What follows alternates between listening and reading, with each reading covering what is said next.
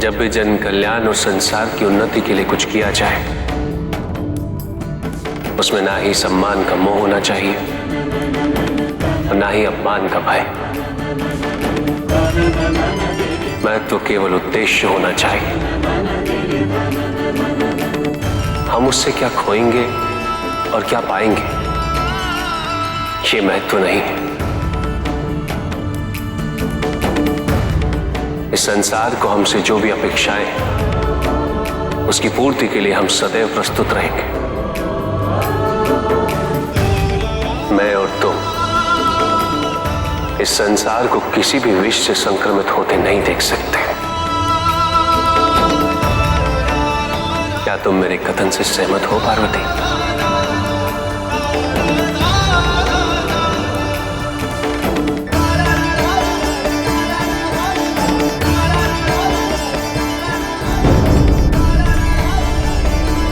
देवताओं और असुरों का इतिहास सदैव अविश्वास से परिपूर्ण रहा है।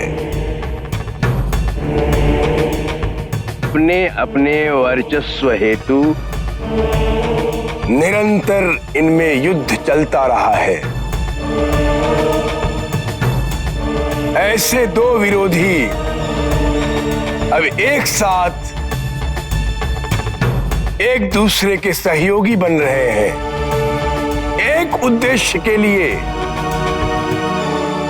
किंतु ऐसे संवेदनशील वातावरण में अहंकार का उत्पन्न होना संभव है।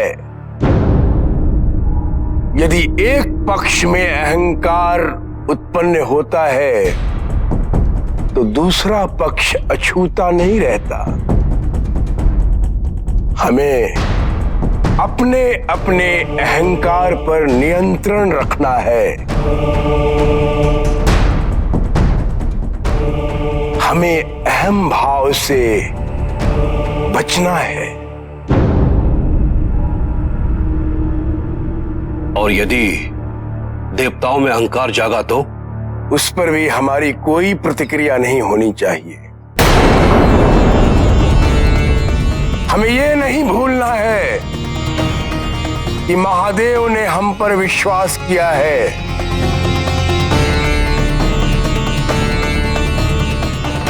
हमें दूसरा अवसर दिया है और इस बार हम असुरों का जो अधिकार है हम उसे प्राप्त करेंगे, किंतु अपने परिश्रम से। हम कोई ऐसी मूर्खता नहीं करेंगे जिससे महादेव का विश्वास आहत हो। स्मरण रहे, यही एक अवसर है जब संपूर्ण असुर जाति के विरुद्ध फैली धारणा को हम मिटा सकते हैं।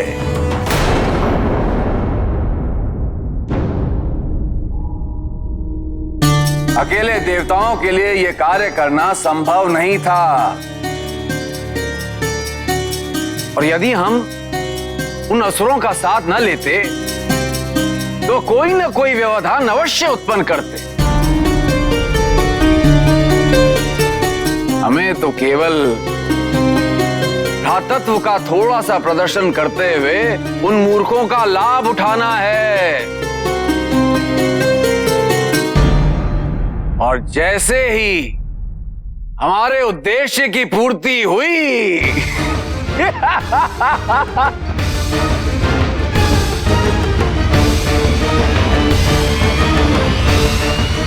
मुनिवर, आज आप कुछ कहेंगे नहीं? कहिए ना, आपका मौन अब अच्छा नहीं लगता। नारायण नारायण। देवराज, इससे पूर्व आपने कभी मेरे कथन पर ध्यान नहीं दिया, किंतु आज मेरा कथन ध्यान से सुन लीजिए। अहंकार जिसका स्वामी होता है उसका पतन निश्चित होता है। जो अपना दास बना ले, उसके उत्थान में कभी कोई बाधा नहीं आती। महादेव, नारायण व ब्रह्मदेव जो भी कर रहे हैं वो किसी स्वार्थ पूर्ति हेतु नहीं, समस्त संसार के कल्याण हेतु है। इसीलिए त्रिमूर्ति द्वारा निर्धारित नियमों का अनुसरण करें तो आपके लिए अच्छा होगा। नारायण नारायण।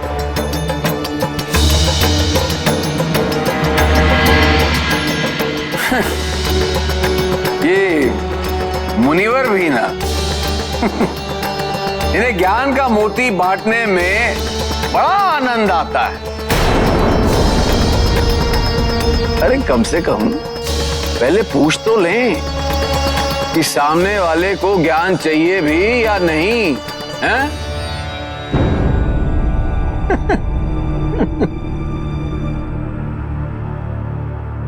देवराज, हाँ प्रस्थान का समय हो गया है। हाँ, समय हो गया है।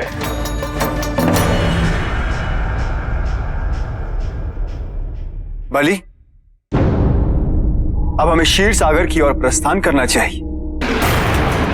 जी आचार्य।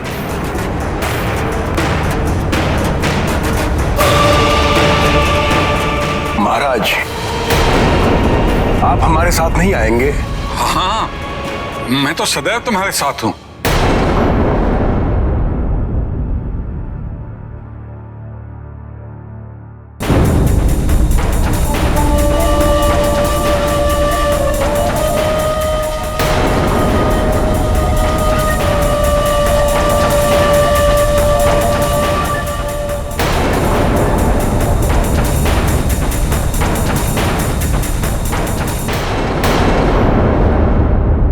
कभी आप हमसे रुष्ट हो जाते हैं तो ऐसा प्रतीत होता है प्रभु जैसे हमारा जीवन निरर्थक हो गया है। आपसे ही हमारा जीवन परिभाषित हुआ है प्रभु। आपका अवशिष्ट ग्रहण करना हमारे लिए सौभाग्य रहा है। अब आप बल्कि विष ग्रहण करने जा रहे हैं, तो हमसे भेदभाव क्यों प्रभु? क्यों हमें विष का अवशिष्ट ग्रहण करने से वंचित रख रहे हैं? बताइए प्रभु।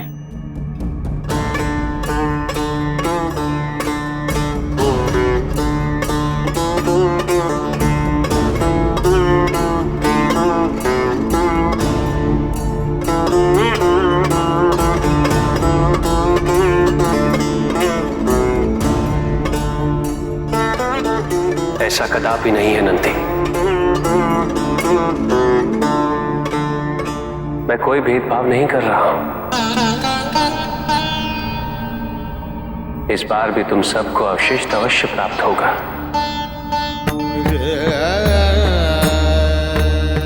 किंतु विष का अवशिष्ट अमृत ही हो तो इसमें मैं क्या कर सकता हूं?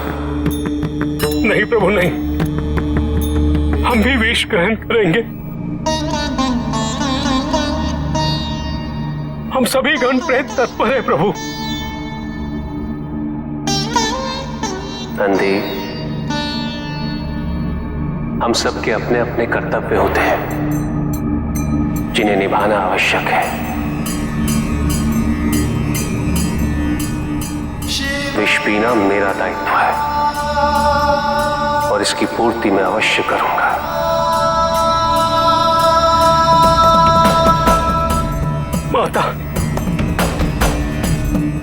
माता आप ही कही है ना प्रभु से कि नंदी,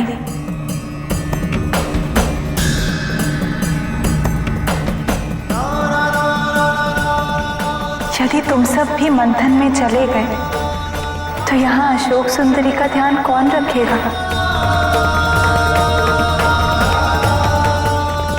कौन करेगा उसकी रक्षा?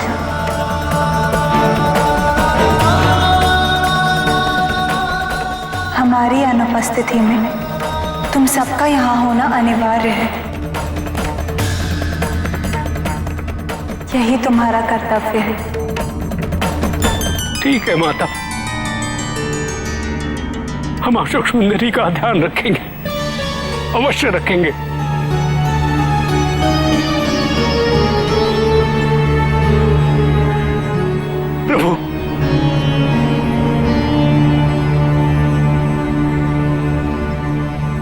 ले आना।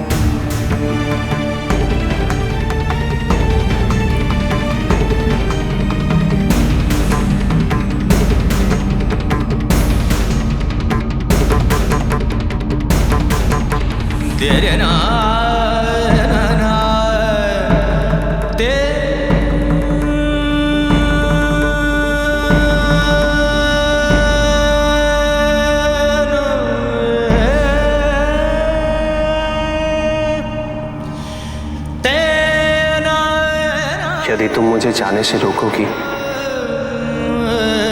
तो मेरा जाना अत्यंत कठिन हो जाएगा,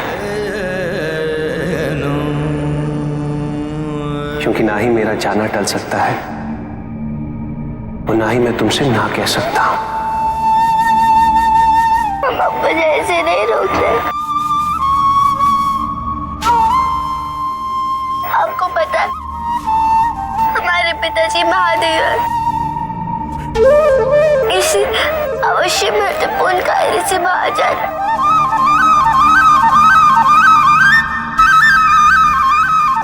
आप जा सकते, किंतु हमें एक वचन देकर।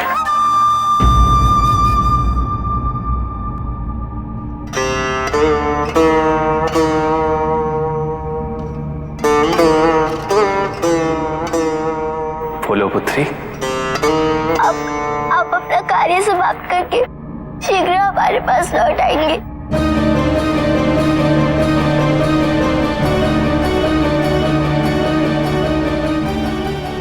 मैं वचन देता। और जितना भी समय आप हमसे दूर रहेंगे, क्षतिपूर्ति हेतु आप उस दिन दुगने समय तक हमारे साथ खेलेंगे, हमारे साथ ही रहेंगे, हमें कथाएं सुनाएंगे। हमारा प्रत्येक अनुरोध आपको स्वीकार होगा।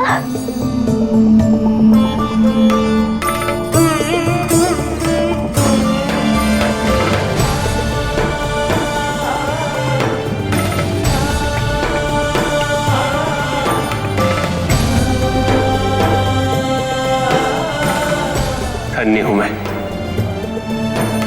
मेरी पुत्री मेरे दायित्व को समझती है।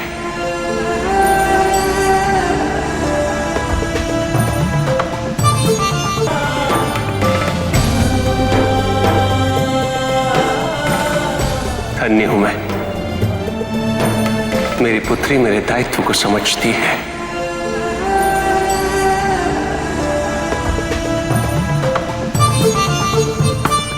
स्मरण रही पुत्री, जितनी शीघ्रता तुम्हें मुझसे मिलने की होगी,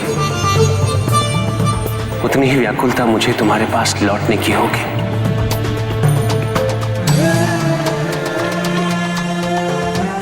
मैं अवश्य लौटूंगा और उसके पश्चात तुम्हें कथाएं भी सुनाऊंगा, तुम्हारे साथ खेलूंगा। तुम्हारा प्रत्येक अनुरोध स्वीकार होगा मुझे।